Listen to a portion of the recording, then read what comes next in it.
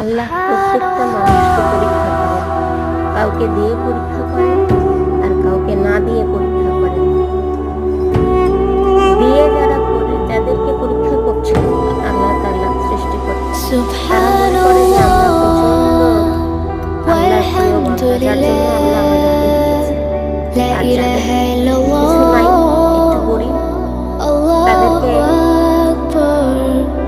বড় লোকেরা মনে করে যে এরা প্রচন্ড পাপী মানুষ, এদের আমাদের আশেপাশে ঘুরতে দেওয়া উচিত না। এই হচ্ছে আমাদের সমাজের অবস্থা।